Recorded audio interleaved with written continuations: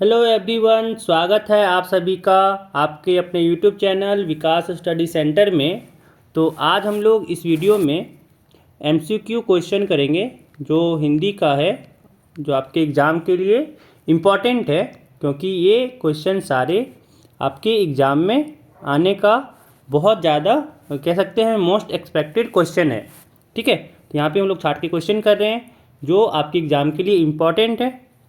ठीक है, और कहना चाहेंगे कि अगर आप हमारे चैनल पर नए हैं तो चैनल को सब्सक्राइब कर लीजिएगा। तो चलिए वीडियो को शुरू करते हैं। यहाँ पे पहले है कि गद्यांश को ध्यानपूर्वक पढ़कर पूछे गए प्रश्नों के उत्तर देना हम लोग को। ठीक है, क्या है, पढ़ते हैं कि भारत विविधता में एकता का देश है और यहाँ के पर्यटन स्थल इसकी समृद्ध संस्कृति और इतिहास को दर्शाते हैं। राजस्थान का जयपुर अपनी राजसी हवेलियों और किलों के लिए प्रसिद्ध है, तो वहीं उत्तर प्रदेश का आगरा है ना विश्व प्रसिद्ध ताजमहल का घर है। कश्मीर को धरती का स्वर्ग कहा जाता है, जहाँ की डल झील और बर्फ से ढकी पहाड़ियाँ पर्यटकों को मंत्रमुग्ध कर देती है। केरल अपने हरे भरे परिदृश्यों, वाटर और आयुर्वेदिक स्पा के लिए लोकप्रिय है।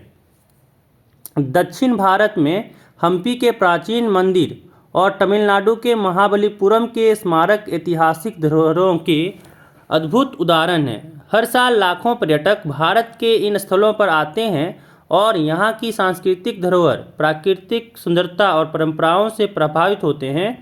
पर्यटन न केवल भारत की अर्थव्यवस्था को मजबूत करता है, बल्कि देश की छवि को विश्व में उभारने का कार्य भी करता है। ठीक है, अब चलिए गद्यांश के अनुसार ताजमहल कहाँ स्थित है। तो पहला सवाल इस पे है कि जो गद्यांश पढ़े अभी उसमें उसके अनुसार ताजमहल कहाँ स्थित है, तो इसका आंसर हो जाएगा बी नंबर, आगरा। अगला सवाल इस पे है कि कश्मीर को किस नाम से जाना जाता है, तो इसका हो जाएगा बी नंबर, धरती का स्वर्ग। अगला सवाल देखिए, कह रहा है हम्पी और महाबलीपुरम के स्मारकों का महत्व क्या है, तो इसका आंसर हो जाएगा आपका ए नंबर, वे प्राचीन धरोहर हैं। ठीक है, सवाल देखिए अगला, कह रहा है कि गद्यांश के अनुसार पर्यटन का भारत पर क्या प्रभाव पड़ता है ना, तो इसका आंसर हो जाएगा बी नंबर, अर्थव्यवस्था को मजबूत करता है और देश की छवि को उभारता है। ठीक है, चलिए अब अगला यहाँ पे है कि निम्नलिखित पदांश को ध्यानपूर्वक पढ़कर पूछे गए प्रश्नों का उत्तर दें। तो चलिए पढ़ते हैं। यहाँ पे कह रहा है कि पर्वतों की ऊंचाई में छुपा है सुकून, जहाँ बहती है नदियाँ अपने अनमोल जुनून। हरे भरे जंगलों का अद्भुत विस्तार, धरती का यह कोना है अनमोल उपहार। चमचमाती झीलें, निर्मल जलधार, प्रकृति का हर दृश्य है मन को करता पुकार। पक्षियों का मधुर गान, फूलों की खुशबू, यह सब मिलकर बनाते हैं धरती का जादू। आओ इस सुंदरता को सहेज लें हम, प्रकृति के उपहार का मान करें हम। संतुलन बनाकर चलें इस धरा पर, यही हमारी कृतज्ञता होगी हर दिशा पर। ठीक है, चलिए इस पर सवाल क्या कह रहा है कि पदांश में किस स्थान को अनमोल उपहार कहा गया है, तो इसका आंसर हो जाएगा ए नंबर, पर्वत और नदियाँ। ठीक है, पर्वत और नदियाँ। अगला सवाल सुनिए, कह रहा है पदांश में झीलों का जल कैसा बताया गया है, तो इसका आंसर हो जाएगा आपका बी नंबर, निर्मल और चमचमाता। चलिए अगला सवाल देखिए, कह रहा है पक्षियों और फूलों के माध्यम से क्या संदेश दिया गया है, तो आपका इसका आंसर हो जाएगा ए नंबर, प्रकृति की सुंदरता का अनुभव करें। ठीक है, चलिए अगला देखिए, 8वां नंबर कह रहा है कि धरती का जादू किसे कहा गया है, तो आपका इसका आंसर हो जाएगा सी नंबर, प्रकृति के हर दृश्य को, है ना, प्रकृति के हर दृश्य को धरती का जादू कहा गया है। चलिए अब देखिए व्याकरण का सवाल इसमें आया है, कह रहा है कि इसको सही विकल्प चुनना है सारे प्रश्नों का। कह रहा है बाल कृष्ण शब्द का संधि विच्छेद करना है। ठीक है, तो यहाँ पे क्या हो जाएगा संधि विच्छेद इसका, तो ए नंबर हो जाएगा, बाल प्लस बाल में अगर कृष्ण को जोड़े तो बन जाएगा बाल कृष्ण। ठीक है, चलिए अगला सवाल देखिए, कह रहा है सूर्य का एकार्थी शब्द कौन सा है। ठीक है, तो इसका आंसर हो जाएगा बी, भास्कर। चलिए अगला सवाल देखिए, कह रहा है नभ शब्द का कौन सा अर्थ सही है ना, तो आपका इसका आंसर हो जाएगा ए नंबर, आकाश।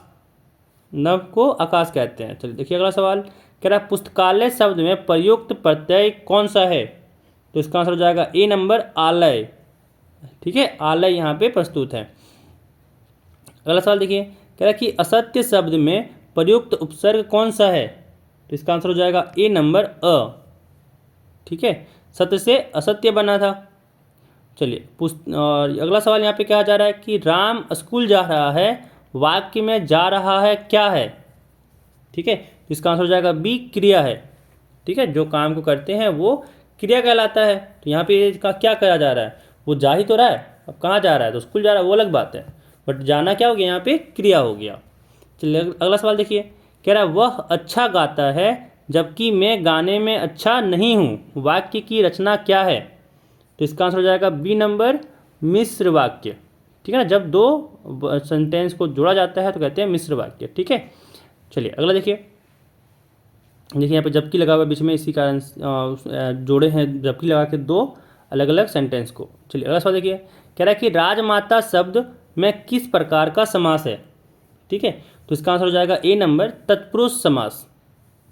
अगला सवाल कह रहा है कि नाक में दम करना मुहावरे का अर्थ क्या है?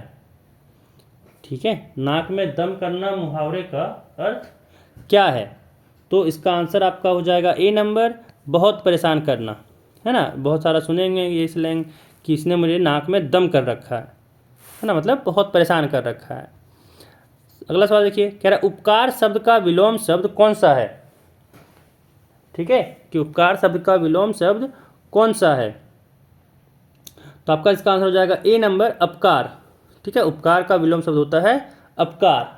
चलिए अगला सवाल देखिए, कह रहा है खाना शब्द किस प्रकार की क्रिया है? तो इसका आंसर हो जाएगा सी नंबर कर्मवाचक क्रिया। चलिए अगला सवाल देखिए, कह रहा है वह पढ़ाई कर रहा था, है ना, फिर भी वह असफल हो गया, यह वाक्य किस प्रकार का है? तो 20 नंबर का आपका हो जाएगा बी नंबर संयुक्त वाक्य। ठीक है, चलिए अगला सवाल देखिए, यहाँ पे कह रहा है कि पाठ्य पुस्तक से है कि गद्यांश को पढ़कर यहाँ पे हम लोग को इसका उत्तर देना है। कह रहा है सदियों पूर्व जब लिटिल अंडमान और कार निकोबार आपस में जुड़े हुए थे, ठीक है, तब वहाँ एक सुंदर सा गांव था। पास में एक सुंदर और शक्तिशाली युवक रहा करता था, उसका नाम था तंतारा। ठीक है, निकोबारी उससे बेहद प्रेम करते थे। तंतारा एक नेक और मददगार व्यक्ति था, सदैव दूसरों की सहायता के लिए तत्पर रहता। अपने गांव वालों को ही नहीं अपितु समूचे द्वीपवासियों की सेवा करना अपना परम कर्तव्य समझता था। उसके इस त्याग की वजह से वह चर्चित था, सभी उसका आदर करते, वक्त मुसीबत में उसे स्मरण करते और वह भागा भागा वहाँ पहुँच जाता। ठीक है, चलिए इस पर सवाल क्या कह रहा है कि गांव के युवक का नाम क्या था? तो इसका आंसर हो जाएगा आपका बी नंबर तंतारा। ठीक है, चलिए अगला सवाल कह रहा है कि तंतारा किस प्रकार का व्यक्ति था, है ना। तो इसका आंसर 22 का हो जाएगा आपका बी नंबर शक्तिशाली और नेक। अगला कह रहा है कि तंतारा की प्रसिद्धि का मुख्य कारण क्या था? तो इसका आंसर हो जाएगा आपका बी नंबर उसका त्याग और मददगार स्वभाव। ठीक है, जो मदद करता था सबका जब उस सबको जरूरत पड़ता था। तो यहाँ अगला सवाल कह रहा है कि लोग किस समय तंतारा को स्मरण करते थे, है ना।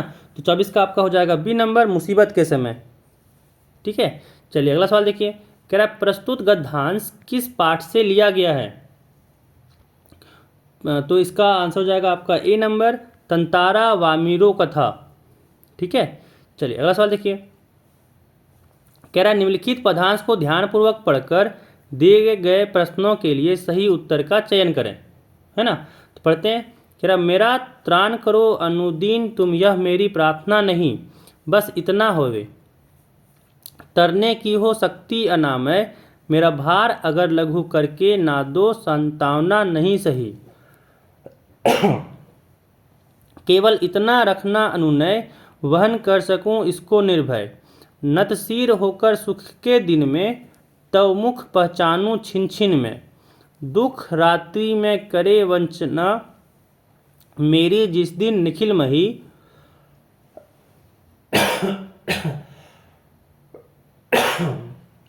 सॉरी, उस दिन ऐसा हो करुणामय, तुम पर करूं नहीं कुछ संशय।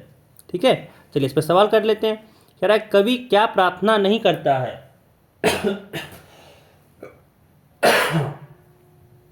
सॉरी, कह रहा है कवि क्या प्रार्थना नहीं करता है, तो इसका आंसर हो जाएगा ए नंबर, अनुदिन त्राण करने की। ठीक है, अगला सवाल देखिए, कह रहा है कवि की प्रार्थना में कौन सी शक्ति मांगी गई है, तो इसका आंसर हो जाएगा आपका सी नंबर, निर्भयता से भार वहन करने की शक्ति। ठीक है, चलिए अगला सवाल देखिए, कह रहा है कि यहाँ पे कि कवि सुख के दिनों में क्या चाहता है, तो इसका आंसर हो जाएगा आपका बी नंबर, ईश्वर का मुख पहचानना। ठीक है, अगला सवाल देखिए, कह रहा है कि दुख के समय कवि किस भावना से बचने की बात करता है, तो 29 का हो जाएगा सी नंबर, संशय। आखिरी सवाल कह रहा है प्रस्तुत पंक्तियों के कवि हैं, इसका आंसर हो जाएगा डी नंबर, रविंद्रनाथ ठाकुर। ठीक है, रविंद्रनाथ ठाकुर। तो ये आपके 30 इंपॉर्टेंट एमसीक्यू थे जो आपके एग्जाम के लिए इम्पॉर्टेंट है, जो आपके एग्जाम में देखने को मिल सकता है। ठीक है, तो आज की इस वीडियो में बस इतना ही। खूब ख्याल रखिएगा अपना, फिर मिलते हैं अगले वीडियो में।